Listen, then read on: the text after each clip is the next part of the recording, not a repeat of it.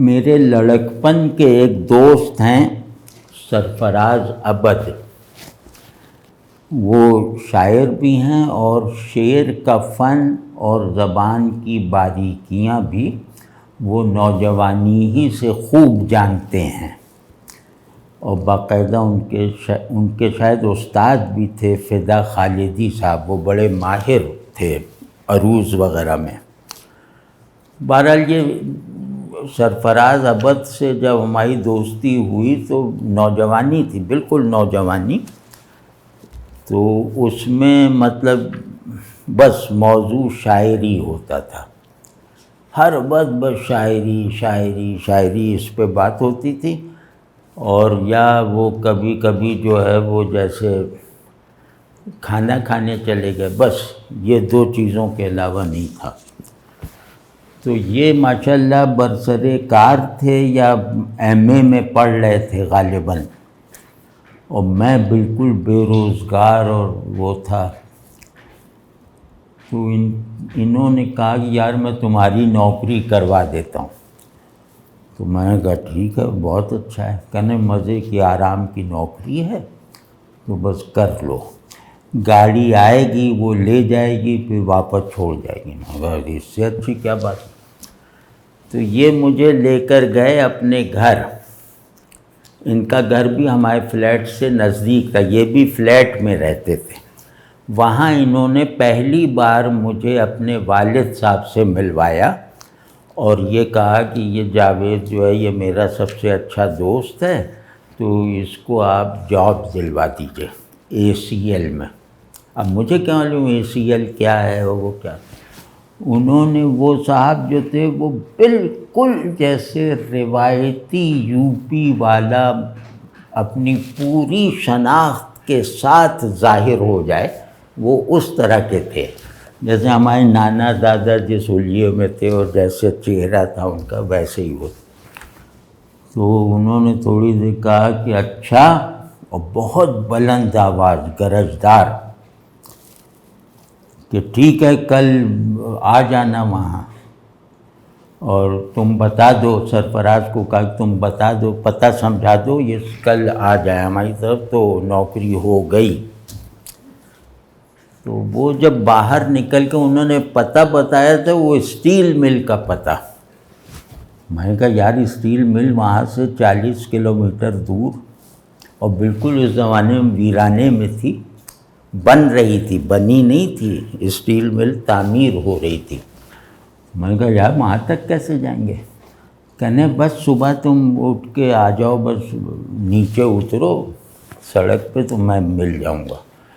تو اترا ان کے دیے گئے وقت پر، تو وہاں وہ کھڑے تھے، ان کے والد بھی کھڑے تھے، وہ ACL کی بس آئی اور وہ اس میں انہوں نے ہمیں بھی بٹھا دیا اور خود بھی سرفراز بیٹھ گئے۔ تو ہم لوگ وہاں گئے، انہوں نے جا کر مجھ سے پوچھا کہ بھئی ذرا اپنا بتاؤ کیا ہے، تو میں نے پہلے اپنا نام بتایا، تو میرا نام تو اصلی جاوید امیر عثمانی ہے، میں نے وہی انہیں کہا کہ جاوید امیر عثمانی، تو کہنے ٹھیک ہے بس ہاں جاوید امیر، یار کافی اتنے لمبے لمبے نام رکھنے کی کیا ضرورت، میں نے کہا اب جیسا مناسب سمجھے۔ انہوں نے مجھے وہاں بھرتی کروا دیا اور اپنی ماتحتی میں رکھا، مطلب ان کا جو قریب اسٹاف تھا اس کا ایک میں ممبر تھا، وہ اسٹور کے انچارج تھے۔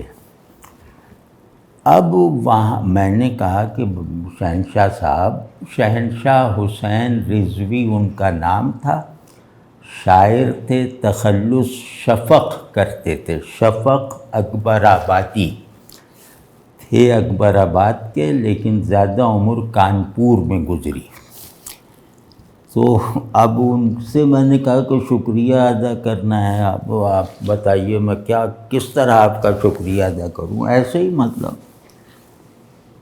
تو انہوں نے کہا کہ یار تم ایسا کرو کہ سرفراز جو میرا بیٹا ہے نا، اس کو تم یہ ذرا یقین دلا دو کہ میں شاعری کا فن اس سے زیادہ جانتا ہوں۔ اب یہ بات ہی میرے لیے عجیب سی تھی کہ باپ کہہ رہا ہے بیٹے کو دکھا دو، میں نے کہا اچھا میں کوشش کرتا ہوں. تو خیر یہاں سے مطلب وہ تعلق کا آغاز ہوا، اور اس کے بعد جیسی بے تکلفی میری سرفراز عبد کے ساتھ تھی اتنی ہی بے تکلفی شفق صاحب کے ساتھ ہو گئی.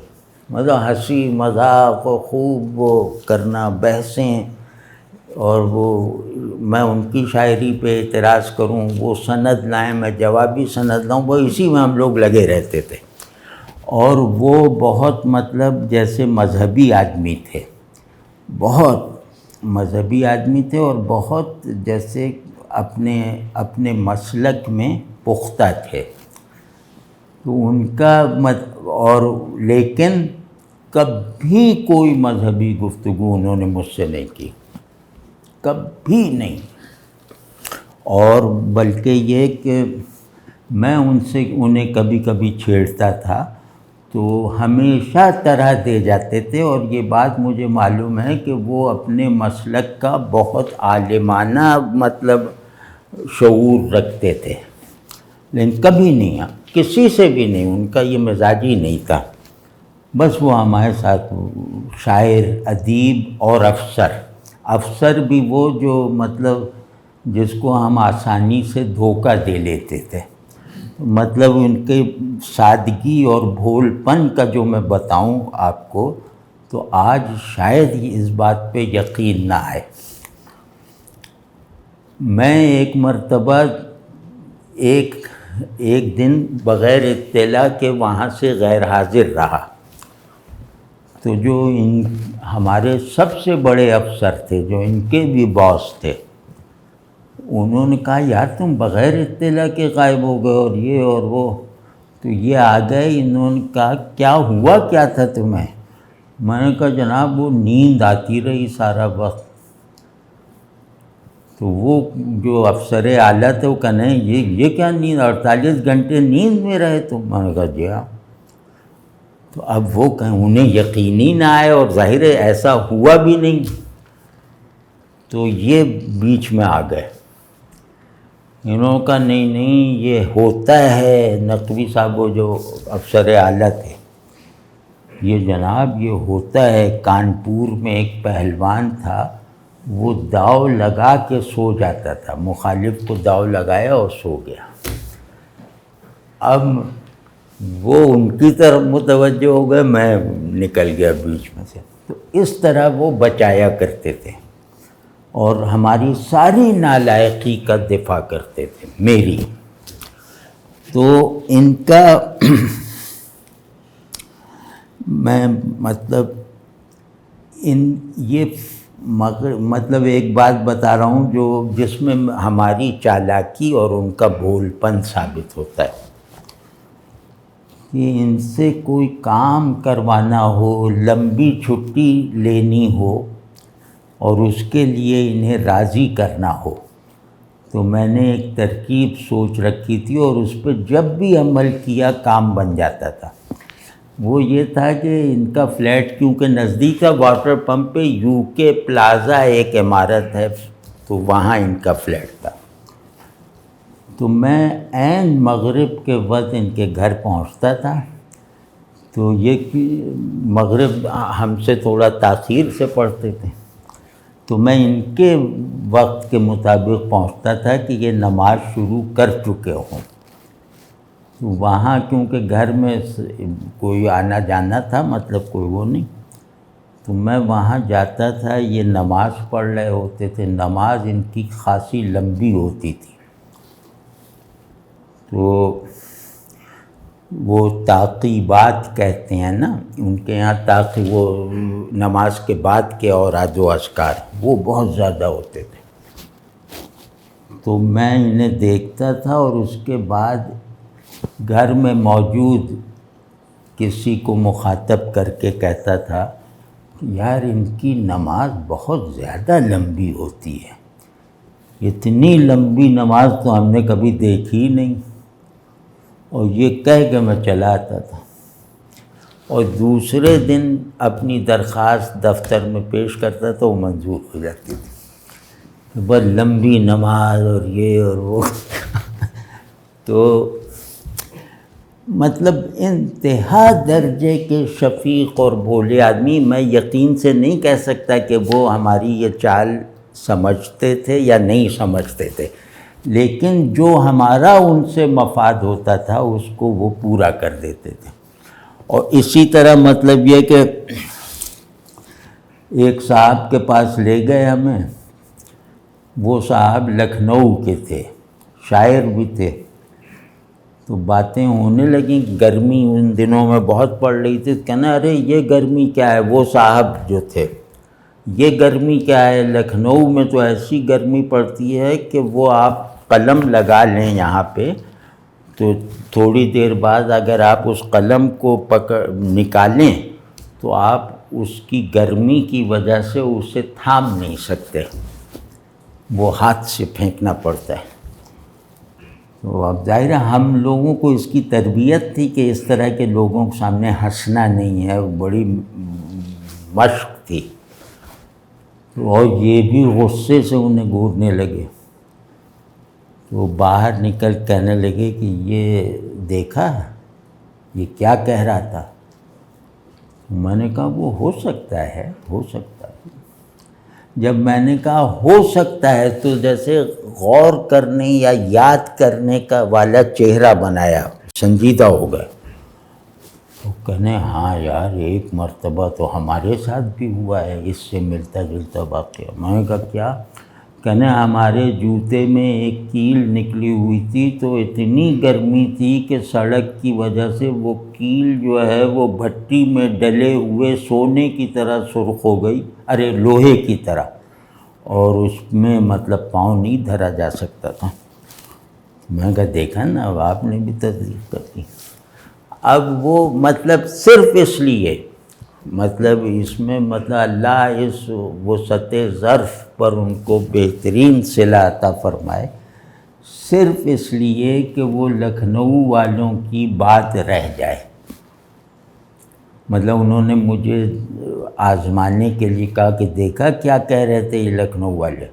تو میں نے جب مثبت رائے دی تو انہوں نے اس کی تائید میں ایک واقعہ بنایا تاکہ میں مطلب ان سے یہ تربیت حاصل ہوئی اس بات سے کہ کوئی کچھ کہے اس پر فوراً فیصلہ نہ کیا کرو کہ یہ جھوٹ ہے. اب اس ایک واقعے سے یہ ہو. پھر یا بہت ان کی باتیں ہیں، بہت واقعات ہیں، لیکن جیسے سچی مذہبیت اگر کسی کو کہتے ہیں نا، یعنی مذہبیت اگر کسی کو رقیق القلب عاشق بناتی ہے تو وہ شہنشاہ صاحب کو بنایا تھا. یہ مطلب نمازیں ان کی دیکھنے والی تھیں، اشعار ان کے مطلب بہت قابل رشک تھے. پھر اس کے علاوہ انتہا درجے کے قانع اور صابر آدمی تھے. مطلب کوئی اس طرح کی خواہشات ان میں نہیں تھیں کہ ہم آگے نکلیں یا گھر بڑا لے لیں، یہ کچھ بھی نہیں. اور وسیع المشربی ایسی تھی کہ وہ جیسے مجھے کو انہوں نے بچانے کے لیے عثمانی نکلوایا کیونکہ وہاں اکثریت دوسری طرح کے لوگوں کی تھی، تو انہوں نے مجھے محفوظ رکھنے کے لیے کہا بس جاوید امیر کافی ہے. تو یہ میرے مفاد میں کیا. تو دوسرے یہ کہ اللہ کے نام پہ جس طرح ان کے اندر ایک حرکت سی پیدا ہوتی تھی نا، یا کوئی ذکر کرتے ہوئے سبحان اللہ سبحان اللہ، تو ایسا لگتا تھا کہ وہ جیسے سبحان اللہ سے بن رہے ہیں، یہ کلمہ انہیں بنا رہا ہے. یہ بالکل بارہا کا میرا مشاہدہ اور تجربہ ہے. تو اب اس کا اللہ نے انہیں ایک انعام دیا کیونکہ انہیں اپنے ائمہ سے بھی بہت شدید محبت، وہ خود رضوی. تو وہ گئے، آج کل کی طرح نہیں تھا جیسے آج زیارت پہ 20 لاکھ لوگ جاتے ہیں، 80 لاکھ، یا عمرے پہ لاکھوں جاتے ہیں. اس زمانے میں بہت کم لوگ جایا آیا کرتے تھے. تو وہ یہ زیارت کے لیے مطلب زیارتوں کے لیے گئے، 80-82 برس ان کی عمر تھی، تو وہاں مشہد میں زیارت کر لی، کیونکہ ان کے یہ سلسلہ نسب سے ہے نا، رضوی ہیں، اور وہاں سے زیارت کر کے یہ لوگ عراق کی طرف سفر شروع کیا انہوں نے، مطلب ان کا قافلہ تھا باقاعدہ۔ تو بیچ راستے میں، یعنی ابھی راستہ نصف بھی نہیں طے ہوا تھا بائی روڈ، کہ انہوں نے کہا کہ میری طبیعت ٹھیک نہیں ہے، مجھے یہاں اتار دو۔ تو کوئی جگہ تھی، وہاں انہیں اتارا گیا، ان کی طبیعت خاصی مزمحل اور خاصی وہ لگ رہی تھی، تو انہیں اتار کے کسی جگہ رکھا ہوگا، سپرد کیا ہوگا۔ تو لوگوں سے انہوں نے کہا کہ انشاءاللہ میں تم سے پہلے وہاں پہنچ جاؤں گا جہاں تم لوگ جا رہے ہو۔ تو اب وہیں فوت ہو گئے، وہیں دفن ہوئے ایران میں، اور غالباً اگر مجھے غلط یاد نہیں ہے تو کچھ لوگوں نے کہا کہ ہم نے انہیں وہاں دیکھا تھا۔ تو اس سے قطع نظر کہ انہوں نے دیکھا تھا یا نہیں دیکھا تھا یا مجھے غلط یاد ہے، لیکن یہ جو فنائیت کا سفر تھا نا، یہ ہم نے جب سے انہیں دیکھا یہ سفر ان کے اندر جاری تھا، اور اللہ نے انہیں اسی سفر میں جو ہے وہ اپنی منزل کو پہنچایا۔ تو یہ بڑی بات ہے کہ آدمی فنا کے راستے پہ چل کر بقا کی منزل کو پہنچے۔ تو یہ شفق صاحب ماشاءاللہ مطلب بہت بہت اچھے آدمی، اور جن باتوں پہ اہل تسنن کو غصہ آتا ہے یا شکایت پیدا ہوتی ہے، ان کے اندر وہ باتیں تنہائی میں بھی اظہار نہیں پاتی تھیں، بالکل نہیں۔ تو یہ وہ لوگ تھے جن کی وجہ سے اعتقادات میں اختلافات بھی معاشرتی وحدت کو متاثر نہیں کرتے تھے، اور اختلاف حق و باطل کا اختلاف نہیں بنایا جاتا تھا، بلکہ یہ مجھے یہاں آسانی ہے، آپ کو وہاں آسانی، وہ دونوں اپنا اپنا کام کرتے رہو، منزل ایک ہے۔ تو بہت خوشگوار یادیں میری ان سے وابستہ ہیں۔ اب سرفراز ابد بھی امریکہ چلے گئے ہیں، بس اللہ انہیں خوش رکھے۔ یہ بڑے لیڈر ٹائپ کے آدمی تھے، اور جیسے گینگ کا کوئی وہ ہوتا ہے نا سب، وہ ہم لوگوں پہ بھی روب ڈالتے رہتے تھے، اور اللہ نے انہیں لیڈر ہی بنایا ہے۔ اب وہاں بھی وہ امریکہ میں بھی لیڈر ہیں، وہاں بھی ان کا کوئی حلقہ ہے جو ان کے اشارے کے بغیر ہل نہیں سکتا۔ تو اللہ نے ان کی پسند کی زندگی دے دی، اور شفق صاحب کو ان کی پسند کی موت دے دی، بس۔